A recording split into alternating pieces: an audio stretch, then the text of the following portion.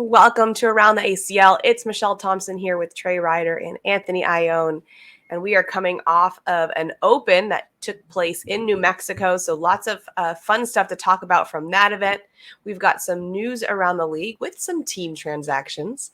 We've got some more draft grades coming for you and our Overreaction Monday section, plus some board bets. So we've got some board lines for the Man of the Year, Women of the Year, and Doubles Team of the Year that we're going to go through. So lots of good stuff to get to. But how was your weekend with the Open? Did you guys get to watch it? Was it easy to watch? Were you doing it in between things? There was football on. Let's hear it. Well, all I know is your cornhole date, I think, ditched you, didn't he, Meesh? Worst date ever. I was so excited because Rome had a sleepover, like a birthday party sleepover. So Nick and I had the house to ourselves. And I was like, let's get some good food. We'll get some good wine. Cornhole's on. I put it on. I look over. He's getting all cozy on the couch. I'm like, oh, I lost him. Yeah. Now, that was at 5 o'clock, right? Yep. I ate dinner by myself. I drank wine by myself. Yeah, the party keeps going whether you're with me or not. So that's how Well, I have COVID, so yeah, a lot of fun. Yeah, that sucks. I was home. I'm on the up end of it now, so you can probably still hear it a little bit. But yeah, I haven't left the house in 5 days. So yeah. If I test today, the CDC says my test day is today. I should be able to test. If I test negative, I can leave tomorrow. So fingers crossed. You're on house arrest. Yeah, I get it. Yes. But I got to watch. I watched cornhole all weekend and football. So I even watched some college basketball, which I'm not a huge basketball guy, but apparently Clemson figured out how to play basketball this year. So apparently I need to watch a little bit more basketball. So maybe add that to the list. Yeah. How about you, Anthony? Yeah, actually, I think it was about this time I got COVID the same time of year because we were going into National One 2-3 years ago, and this was back when I was a pro. So, you're getting all pumped for the first event. It was end of January, beginning of February, and I couldn't make the trip because I got the COVID. So that one hit me just at a bad time. But, yeah, otherwise this week, no cornhole for me this week, Meesh. A lot of basketball, doubleheader on Saturday, and then I had to get in some of that administrative stuff. It's like tax season. My wife's a realtor, so I'm her accountant for that, so that sucks. So I'm just starting to go through all of that, drive logs, expenses, and then I've got a couple side hustles too, so I'm trying to go through all of that. So I haven't thrown a bag in probably 4 or 5 days. So this is why we just can't really level up. I'm just happy to maintain where I'm at in this game. As, you go days without throwing. Same. Just trying to maintain. I'm trying not to go down. No doubt. All right. Well, let's get into Open number 7 that we did get to watch, at least for those of us who didn't get to throw. Great cornhole. Really some impressive standout players. I know for me, Yeti Irwan was a standout. Bella was a standout. That little kid, is it Braden Wilson? Oh my goodness. He be any cuter and he's so good. You're not so cute anymore. Beating up on people and he's 10? Yeah, he was nice. He was really nice. It was incredible to watch. Incredible. But we'll get into the details of it. Trey, why don't you start us off? I think he hit some good, real good, highlights there, Meesh. I mean, Yeti was just relentless. She beat Cheyenne Bubenheim twice, which we don't see a lot. Now, I have plenty to say about Cheyenne Bubenheim, but hold on, though. Don't get him started. Don't get me started. So angry. Don't get me started.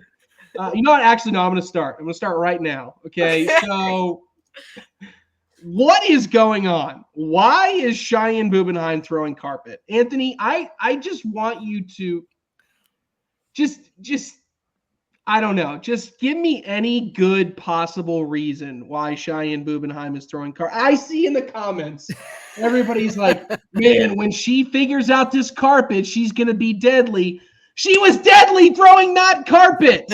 Why? Well, I don't know. I mean, I get the idea of trying to develop a better, but she was a mastermind of pushing through blocks with what he had.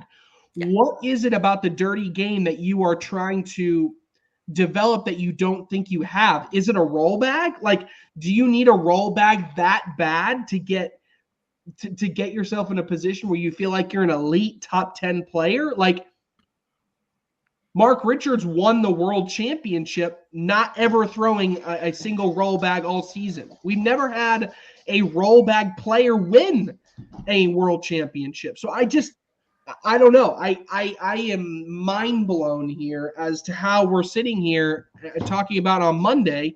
And I don't know if this is the route she's going to go. Now, if she's just testing it out, it's one thing. But if this is the route Cheyenne Bubenheim's going to go, I wouldn't consider the favorite to win Woman of the Year.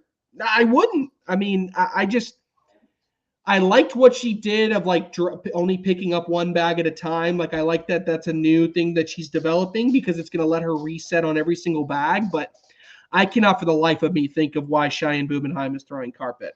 So I'll get off my little but just a shock to me. You mentioned Bella Soprenin, an incredible weekend. She is showing that next step, right? And I think she moved away from wanting to throw a roll every single round. And she said, okay, I know I have this in my arsenal, but let's not make it option A. Let's make it option B. But knowing my option B is pretty damn good is going to make me a really strong player in the long run. Carson Getty and Ian Cripps were just electric breakout players that, last season, I think, I tweeted this out. I think if you took all of the Final Four in open singles, you took Carson Getty, Ian Cripps, Ryan Windsor, and Nico Morales, and asked them last season, how did they do?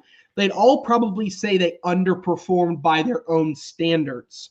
So this year, I kind of consider all of them in that breakout player category. You probably can't put Ryan Windsor in there just because he's such a decorated player, but the point still remains the same, more of a comeback type of scenario for all four players, and they all showed out. I saw a different type of Carson Getty than I've seen really ever. And I don't know if you guys remember a few opens ago, maybe it was last open, the open before, he beat Matt Guy in singles. And it almost feels like ever since then, he has had a little bit of an uptick in his performance. And we saw it here on full display. Those airmails were no hesitation and deadly. I mean, the percentage he hit on the airmails, like anecdotally, looked to me about 75%, which is an elite level when you talk about winning championships. So those obviously stuck out to me. Moses and Peter get the job done in doubles.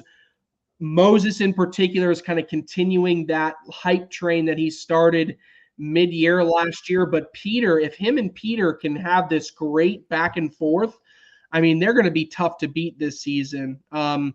Last person I think worth mentioning on my end is Eddie Grindersleeve. Every time I watch Eddie Grindersleeve play, I find myself continuously still surprised for some reason how good he is. Yep. He'll play a game and I'm like, holy crap, this guy's really good at cornhole. Like, this guy shouldn't lose if he throws like that. And then he does it game after game after game. He's just one of those sneaky players that always finds a way in there. Maybe it's because of its quiet personality, but I think Eddie Grindersleeve has a chance to make another really, really strong run this season, to be another possibly top 10 player if he throws like he did this past weekend. So a lot of cool different things came out of the Open. We saw a lot of breakout players this weekend instead of those top pros continuing to dominate like they have over the course of the season. But yeah, those are my call outs there. Well, Anthony, what do you got to say about Cheyenne? Yeah, I mean, the only thing that could come to mind. So my first thought was, this is sponsorship driven. Trying to steal some market share in the slow bag game. You got the shag coming out. I can see all cornhole going, hey, here's $1,000. Go throw this bag in the Open, and if you win, we'll give you an extra 1,000. But I think we've confirmed that that's not the case. So my only thought is speed control. You know, maybe Cheyenne is thinking, I need to hang out around the hole a little bit more, around the front of the hole. She doesn't need a carpet bag to do that, though. There's a lot of other bags out there. I think hole friendliness is going to be important for her style of game. She doesn't need a carpet bag. She's not rolling, but you can still level up your game with speed control and staying in front of the hole. And she has a strong push game to match that. So I don't necessarily think she needs a carpet bag to do that, but that's really the only thing that comes to mind. I think she was maybe like 22 or 20, low 20s. And she's going, how do I get to top 10? Is it through a speed control game with traffic in front? That's the only thing that comes to mind. But I agree. I agree with you, Trey. If it ain't broke, don't fix it. Then throw the all slide 2.0. Yes. Like, why are we going from an all slide to a carpet bag? Like that's not a small change. No That's doubt. a drastic move. I mean, like I said, I'd throw the 2.0. The 2.0 is a slower version of the all slide that you can get much more control in. Yeah, I'm with you. But yeah, I'll just kind of run through singles first here, Meesh. Yeah, that final four you mentioned, Trey, really blew my mind. Cripps, Windsor, Morellis, and Getty, right? Windsor, okay, yeah, that makes sense, of course. Morellis, okay. I mean, he was kind of due. He was due for something like that. I can see that happen. But Cripps and Getty, it was like, what is going on? And I'm loving it, right? I love seeing new baggers break through to the top. And I think that's where the game will evolve as we start to see the talent kind of level out. We're going to see new faces constantly creeping out into bracket wins. But yeah, Cripps wins his bracket. He had Cano, Ferreira, and Ryan Smith in that bracket. Windsor won his bracket with Zaft and Grindersleeve in there. You talked about how good he played. Morellis had a really, really tough bracket. It was actually quite stacked. Caden Allen takes third. Philip Lopez in his bracket, fourth. Ryan Wiedenfield, seventh. Foreman was in there, ninth. Batson was in there, 13th. Camba, 13th. And the National Champ Creek Killer, 17th. So that was a pretty stacked bracket. And then Getty also had a tough bracket. Ryan, Turpin, JBJ, Halbert, Cheyenne, and Alex Hicks. But I'm super happy just to speak to Nico Morellis really quick. I mean, just breaking out as in a bracket win. It was just a matter of time for this guy. But Meesh, my guy Nico shoots a lot of damn airmail. Did you see that? Yes. I mean, a lot of airmail. I struggled with a lot of them. I mean, so he's got a ridiculous airmail. I think top 5 to 10% in the pro division, but scaling that back just a little bit, especially on level 1, 1.5s, with pitch 1 through 3, I think will go a long way in leveling up him and really explains why his stats were so good last year and he finished 102nd.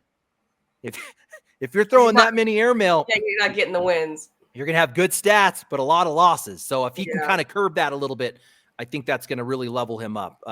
Cripps, just good all weekend. Pretty much dominated his bracket. He gave up 5 points to Seals. He only allowed 4 points against Shibner. Ferreira got 8 points, and Cano got 10. And the kid, he's just so damn nice and so humble. Like, I want to root for him. Like, I will root for him all day. Super composed, especially when things weren't going his way. He really, I mean, for a 12-year-old, he really just remained really focused and just went through the tough rounds, keeping an eye on the end game there. So I was really impressed with that. But the champ, Carson Getty, getting it done here at open number 7. You mentioned it right out of the gate. My note here, his airmail was fire, and it was clutch against Bella. He had to hit that stay alive airmail. He was pretty much done. He just, no hesitation, just shot it. He hit it, and he was kind of like, oh, I'm back in this. If Bella misses her next bag, I'm back in this. She mixed her next bag, and he ended up winning that one. So that one was really, really big. But it was really a specific shot for me. That really is what was the difference between him winning and losing that tournament. I didn't know he was so good at this, but he has a nasty reverse cut. And I almost wouldn't even call it a reverse cut. So most people throw a naturally tilted bag that moves right to left.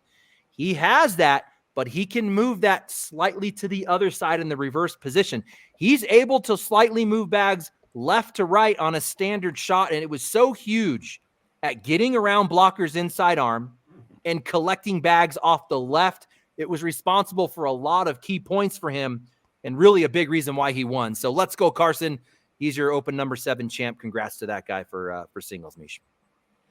All right, well, let's go into doubles. We had the Zazueta brothers, which you guys haven't mentioned yet, did really, really well and took first in doubles. And then Caleb Batson and Eddie Grindersleeve take second. Do you want to just roll in the doubles there, Anthony? Yeah, sure. So Turpin, I wanted to mention Turpin. This dude looked really, really good in doubles, well, and singles for that matter. He was the muscle in his partnership with Franklin. Together, they had a good run, pretty good run, a signature win over Kamba and Halbert. Halbert, thank you, bro. I've been saying all year, nothing really overly impressive yet out of Halbert until this weekend. This is the top 10 Halbert we know and we expect to see to come out at every event. No one scored more points against their opponent in the entire tournament other than Tanner Halbert and Nico Morellis. So I just wanted to mention that. It just blew up the DPR. Halbert was really the muscle in his partnership with Kamba. Now, Kamba shot well, and ultimately they took fifth in their bracket. Some surprises for me. Stevens and Morellis, ninth in their bracket. I was really expecting them to finish a little deeper in that particular open audience. Caden Allen and Philip Lopez, ninth in their bracket. Obviously, first place talent worthy. I expected them to go a little bit deeper. And then Foreman and Creek Killer, ninth in their bracket. So those were some of the surprises for me. You mentioned Grindersleeve. Let's throw Batson in there. They take down their bracket as they should. These are cream of the crop doubles teams. They were top 12 last season. I always enjoy watching them play, so it was good to see them run. But Meesh, the champs, Moses and Peter Sasweta, mark one down for the West, Meesh. We finally got one out of the West. What do you think about that? Let's go.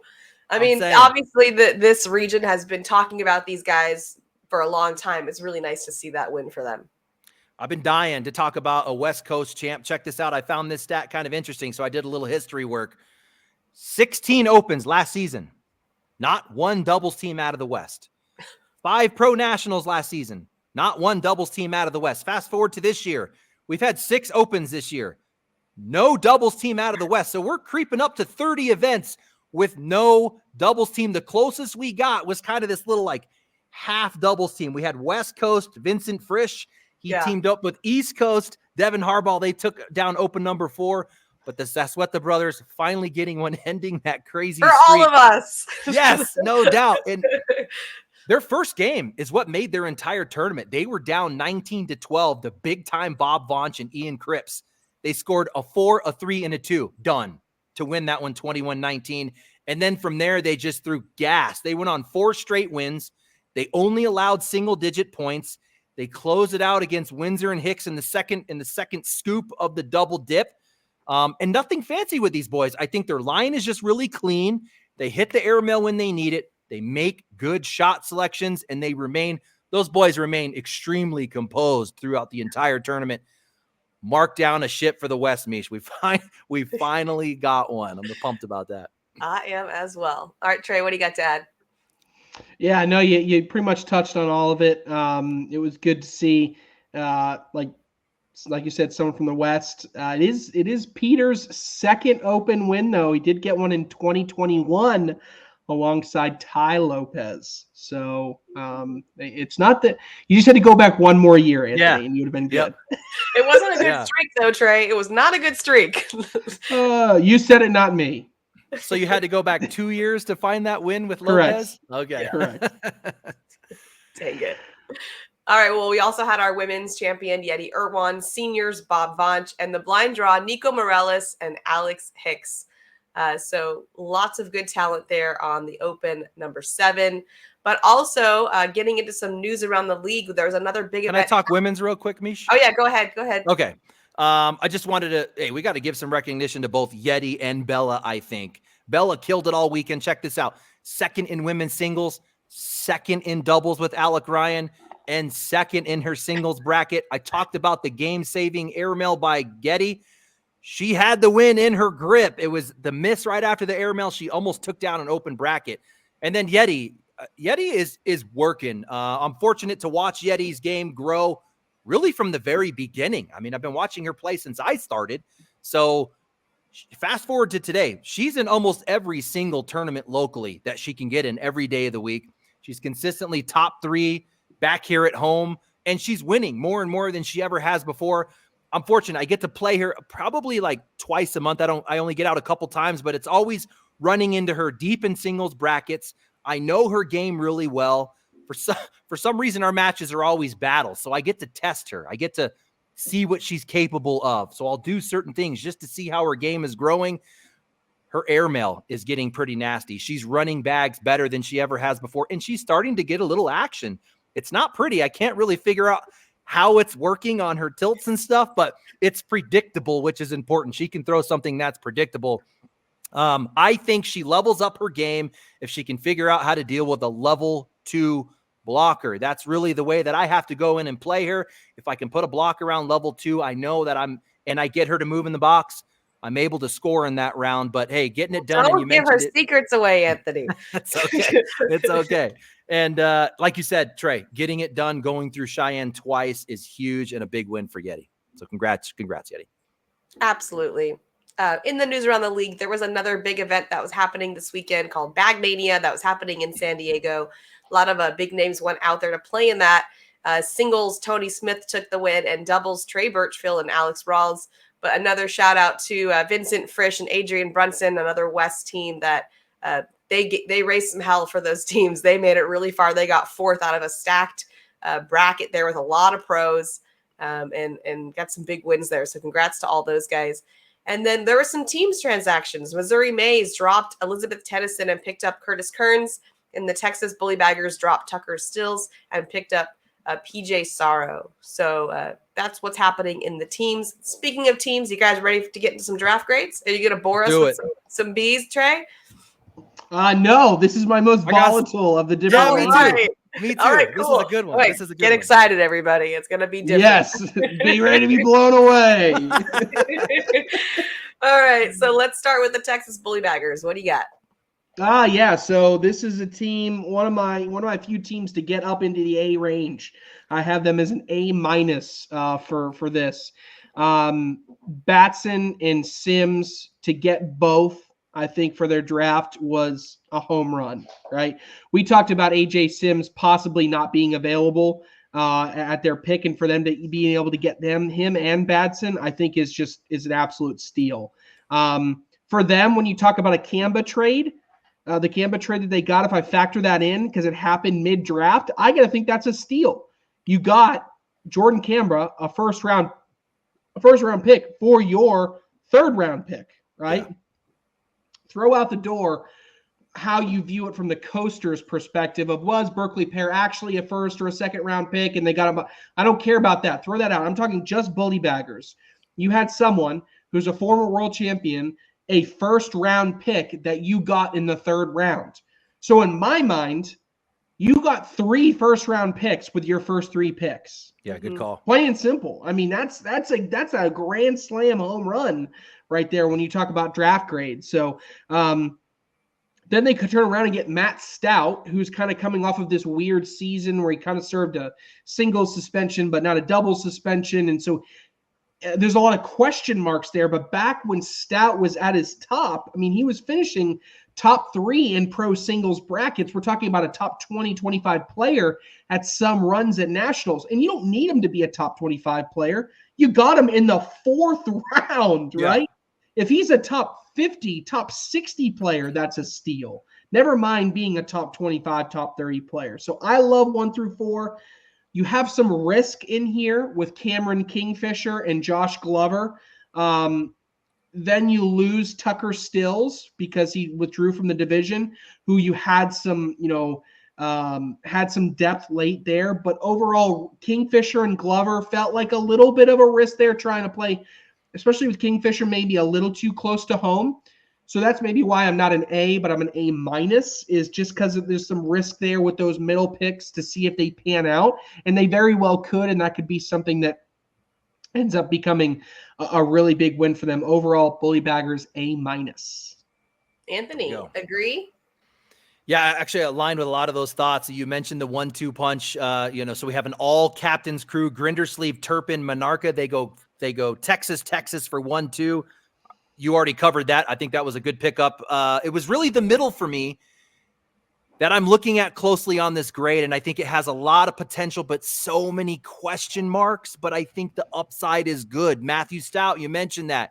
A singles broadcast talent coming off a single suspension. What do we get from Stout next season? Cameron Kingfisher, one of the 32 out of the pro qualifier.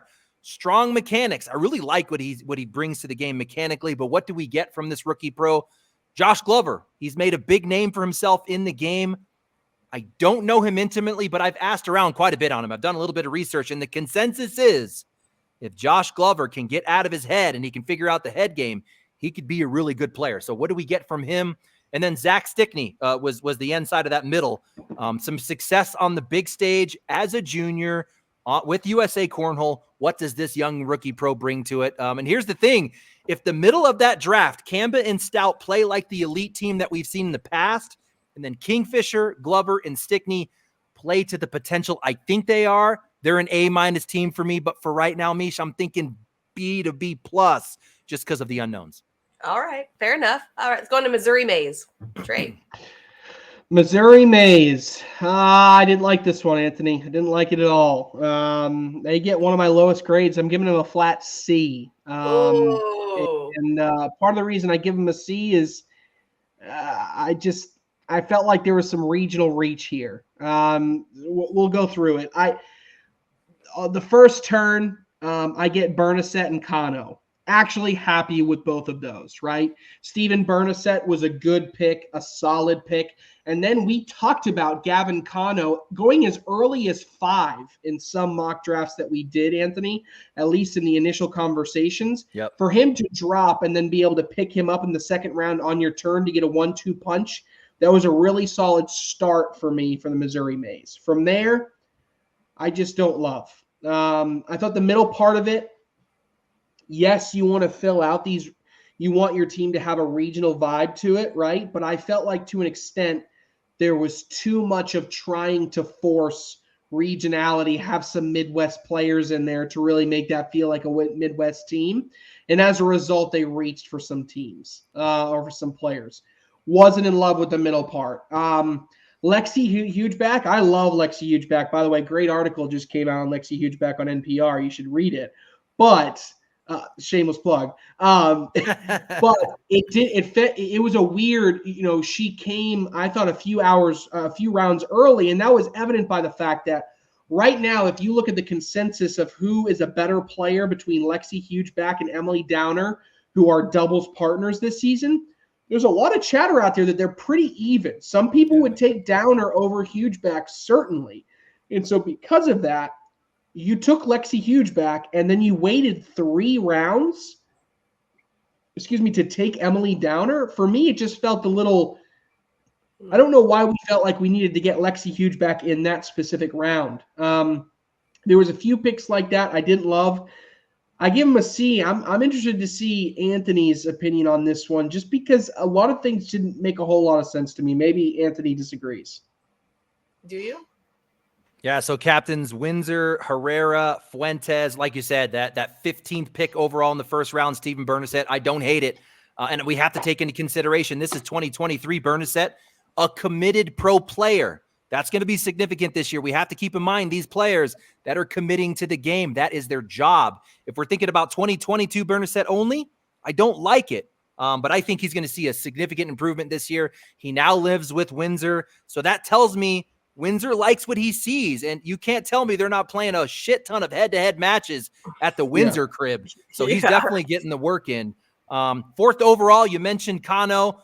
I like it. I like Kano with Windsor from a doubles matchup. I think Bernasette fits nicely in with Fuentes. Maybe even Herrera. He could go either way. That makes a nice, interesting matchup there. Interesting to note with Kano, they were going out and getting a slow bag player still in the field. They passed up on Frisch, Foreman, AJ Sims, Cobb, and Constanza. So they're putting a lot of value in Kano with those guys on there, and I still like it. I think Kano is going to be tough this season. For the most part, for the rest of the draft picks, and this is really 3rd through the end, I didn't like it. I mean, you're not getting much value. In the 3rd pick, they pick up Ethan Walker. You got Derek King and Kaylee Hunter out there. They pass. 2 picks later, they pick up Jalen Jones. They got Brunson, Anderson, Vonch, Dave Sutton out there. They go with Jalen Jones. It was just kind of that theme all the way to the end. So I'm like, what's going on here? Anthony Maybell in the 7th round, I think, was the only value they got out of that. So Meesh, and we don't talk about this beforehand. This is me and Trey scoring independently. I gave him a C also. Yikes. Well, hopefully they prove you wrong. How about the Chicagoland Spinners? Yeah, I think this was the more boring of all my draft grades. This is my B, solid, kind of in the middle of where we just were. At least out of the gate, Poitras and McGuffin, another incredible 1-2 punch, in my opinion. As I was looking back through this, we had both Poitras and McGuffin slated to be first-round picks, and in the end, you get them first and second round with your 2 picks. I thought that was an absolute steal. I didn't see the Spinners going after that. They went away from the regional bias and went for best available, and they got it. So I was really impressed with that 1-2. Anthony's going to disagree with me here. I thought Anthony Vargas at 3 was a little bit of a reach. I thought, and again, it's kind of that Shibner effect that we talked about with the Woodchucks when we gave their draft grade. I'm not saying Vargas is not a third-round talent. What I'm saying is there's not a lot of people that are going to value them the way that you do as an individual staff and an individual team. So I think he very well could have been available in the next round simply by virtue of the fact that nobody else has really been keeping tabs on him that much. So Vargas, I have a little bit of a high risk, high reward. Jordan Kimbrell and Timmy Jonas based on where they were drafted. These are veteran players that have shown ups and downs. Now, as of right now, Jonas and Kimbrell are throwing very, very well. In regionals, they've been dominating, getting wins, in very tough places to play. So as of right now, it feels like a really good pick.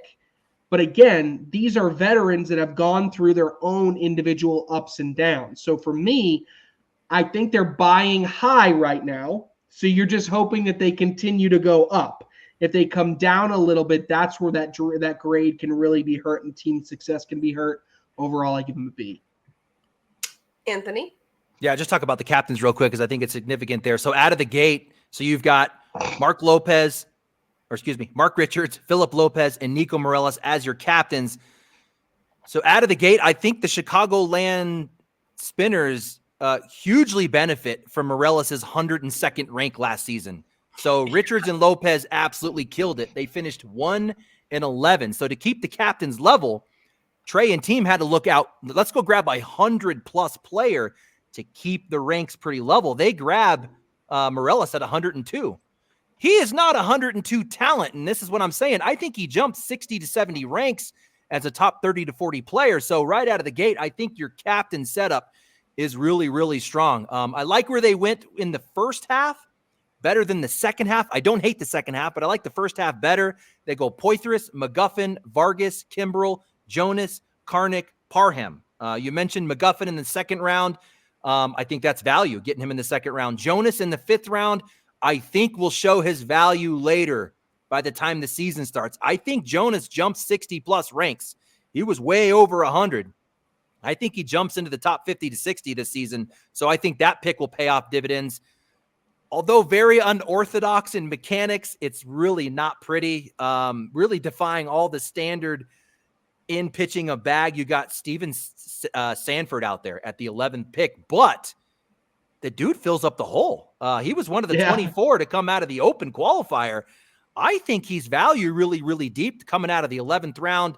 Just kind of looking regionally, they were all over the map. I thought this was unique. 16 players, 12 different states. So region didn't matter. But yeah, I'm right in line with what Trey was saying, Meesh. I went B+ for the Chicagoland Spinners.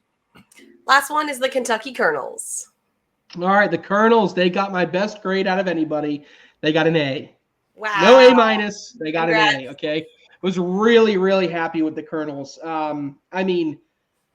It really felt like I could go through their entire what I would deem starting lineup, and you could say that that person could have been drafted the round before or multiple rounds before.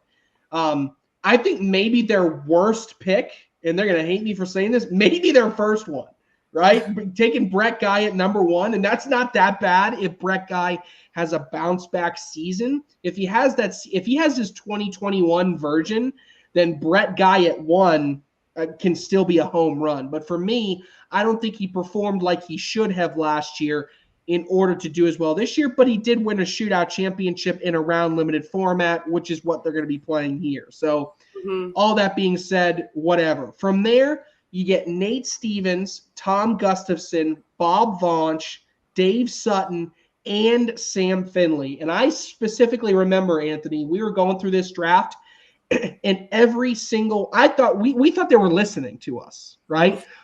Or listening to you. They were. Is because literally they go down. It's like all these players dropped a certain amount, and they go, well, I mean, I got to take them, right? I mean, if they're dropping this far, I can't let them go on for that long. So for me, I think it was a slam dunk top to bottom. I didn't even mention Nate Voyer, Kevin Smith Jr. A second half of the draft, you pick up that doubles team. Like, I understand some people rub some people the wrong way, but look, I thought it was a slam dunk draft. No rookies on the entire team. I don't know if I don't like that. Maybe I don't like it. Maybe that's why I didn't give an A+, because they didn't have any young, fresh talent that may be able to make a deep run. But overall, I find it very hard to find something I don't like about this team, Anthony.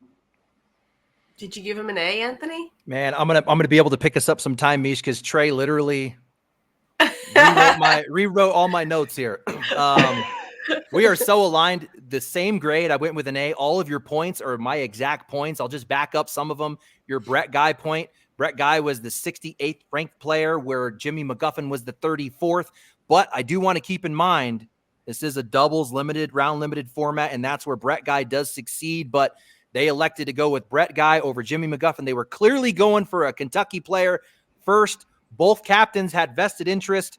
Matt Guy gets his son, but I get that point there. And I just felt as we were going through the entire draft, Meesh, when we were talking, we're like, why the heck are Vaunch and Sutton still on this list? And then bam, the Kentucky Eternals pick them up. Same thing with Finley, Voyer, Glass. It was like, these guys got to go. And then bam, bam, bam, they got them, and they got them at good value on each one.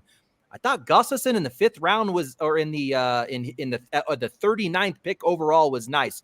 He had the 5th highest PPR to the entire draft pool, was picked 39th. I think that he'll do some work for him. But one just final mention for our PPR junkies out there. I found this one interesting. Take the whole team. Every team on average, take their average PPRs. The Kentucky Colonel has the highest average PPR at a 9.44 on average. And this is significant when you compare them to some of the lows. The Woodchucks, an 8.96 on average. The Missouri Mays, an 8.99 on average. So bumping that up to a 9.44 compared to a high 8 is significant, whether you're a DPR or PPR guy. Either way, that is significant. I thought I'd mention that. Strong A for me, Meesh, for the Colonels. I think we have a lesson here. If you want to get an A on your draft, just draft the people that you guys mention in the draft. Because you both said they listened to you and you gave them an A. I'm just saying. That's true. We're egotistical. That's all we are. They listen. All right, you get an A. All right, let's move into Overreaction Monday. Is this an overreaction or not? We're gonna go just rapid fire through them. Are you ready? All right, good. Glad you're ready. Thank you. Ian Cripps will be the highest performing 13-year-old this season. Hey, you know what? I think it's an overreaction, but I will. And it's an overreaction because Jackson Gore is unbelievable right now. Correct. And I don't think anybody's going to beat Jackson Gore. But watch out, Alex Hicks. I'm just saying. Anthony hates me for that by saying that out loud. But I'm just saying. Okay. I 100% agree. Overreaction. I agree with the watch out Alex Hicks comment, and I agree with the Jackson Gore comment. Overreaction. Okay. Carson Getty's a top 25 player. I have to call overreaction a little bit, but he's close, man. I mean, I just need to see it repeated. That's you know how I am. I need to see repeat instances when players play at a really high level. He's not far away. That airmail. He's not going to have a 75% airmail at every tournament. That's the thing that worries me, is that if that drops really low and he doesn't have as much success on an airmail, does that first place turn into a 13th place? I don't know. I'm going to say overreaction, but he's close. Anthony? Yeah, overreaction. You nailed it. It's all about consistency. We haven't seen that yet, but stay on that reverse action, that left to right. I think that shot's going to do a lot of work for Getty this season. Cheyenne Bubenheim is in trouble throwing carpet. I mean, not an overreaction. I'll buy, whatever game we're playing. I mean, you've already heard me rant. Like I don't like it at all. So whatever this game is, anti-carpet with Cheyenne Bubenheim. If she's anything like me, this would make me want to throw a carpet even more. Because I would be like, oh, you. Anthony? I haven't had this bag in my hand yet. I mean, are we talking about like a pro advantage, just nasty, sticky, like, that type of a carpet? Or are we talking something a little bit more action? Like wizard, like it felt wizardy more to me. Now, I don't know. He did say shag contrast, so I don't know if the shag that I threw at Spencer McKenzie's, which was like a shag attack, I'm not sure yet if that shag attack is very similar to the shag contrast or if it's a completely different carpet, if they came out with something different. Not entirely sure, but if it is the same, I believe it's more of a wizardy. That makes me feel a little bit better, but still I think it's an overreaction. Not an overreaction? In trouble. Not an overreaction. Yeah, okay. Bob Vonch is a top 3 senior. I think it's an overreaction. I think your shoe-ins are Frank Modlin and Damon Dennis. I mean that's easy. If I throw in a Jimmy McGuffin, if I throw in a Bill Hadley, yes, can Bob Vonch sneak in there and win one of those? And he won a national last year, so he's shown he can compete. I don't know. My gut tells me it's an overreaction. I'd still stick with Modlin Dennis. Okay, Anthony. Yeah, it's an overreaction for me too. He's just missing. He's a one-dimensional guy, and we think that all the seniors are one-dimensional, but they're not. McGuffin has a nasty elite level block game, and he will airmail you to death over a block. We see Damon Dennis cutting bags and using both the stick and slick side of his bags, mostly slick, but he has the ability to get action on the board. And Frank Modlin, the dude is hopping and rolling over bags now. So they have a little bit more in their, they have a deeper bag essentially. So I'm going to say overreaction, not top 3. The Zazueta brothers are a top 15 team this year. I'm going to say it's an overreaction again. I still feel like it's Getty similar. Oh, right now. You're still in the words. You're still in the words. Yeah, similar to Getty. I'll say it's close, but no cigar. Overreaction. Anthony, what agree? Trey said. Trey said. Yeah. Ditto. Got it. All right, let's get into board bets. We have the odds for Man of the Year, Women of the Year, and Team of the Year. Let's talk about some ones you like or don't like, and we'll start with Women of the Year. Trey. Yeah, Woman of the Year. I think the big standout to me here is got to be Rosie Streaker at 2,500. Right? If I could bet, I would put all my money on that. So real quick, when we say Women of the Year, is that world champ or is that number one in points? Number one ranked female in pro single standings at the end of the season. Got you. So, for example, when you talk about Team of the Year, Mark Richards and Philip Lopez were the Team of the Year last year, even though they lost the World Championships to Jay Rubin and Jordan Power. Yep. Right. Yeah. So for me, I see Rosie Streaker so there's only one person that's going to win this. I based on what I just saw this weekend, I'm not taking Cheyenne right now. Her and I are not on talking terms, right? Especially with a minus 350. Especially a minus 350. I really like I really like Rosie Streaker at 2,500, and I like Yeti Irwan at 1,500. Sarah Cassidy, I think, could be a good play there. I think Kaylee Hunter's about where she should be, all ties the same, fiddling the same. But I think Rosie Streaker is the 2,500 value right here. Anthony? Yeah, I mean, should mention with Cheyenne being, she's the only negative in this, meaning you got to bet a lot of money to win some money. The women's division is deep. I really don't like that bet. I mean, what is that? To bet 100 to win $35. Kind of looking a little deeper. I mean, this is placing a bet today for how it ends up at the end of the season, right, Trey? Mm-hmm. Yeah. Cool. I agree. I like Rosie Streaker, 25 to 1. Is that Bet 100, win 2,500, right? That's a pretty nice bet. Mm-hmm. I feel like Streaker is, so to note, Finley is actually 20-1. Streaker is 25-1. Right now, I like Streaker better. I think you're going to get better odds right now. She's playing a little bit better than Finley, but yeah, I do not like the negative on Cheyenne. I wouldn't bet that one. No. All right, let's go into Man of the Year. Trey. Yeah, me. I see Alex Rawls. You know how I feel. I think Alex Rawls is the best player right now. So if he's not number one, I like that bet on him because I think he should be. So I like him there. Josh Holland is worrying me recently. I don't love that. I love Devin Harbaugh at 1,200, right? We're talking about him possibly being the best player, one of the best players in the world right now. So I really love that. I also love Kyle Malone at 3,500. He's one of those other really hot players right now that you're going to get for a good value until they win at a national level in singles. So those are the two I'd be looking out for some really good values. Agreed. I think Kyle Malone jumped out on the page to me. What do you got, Anthony? Yeah, I'm looking at this live with you guys too. I mean, kind of low risk. I agree.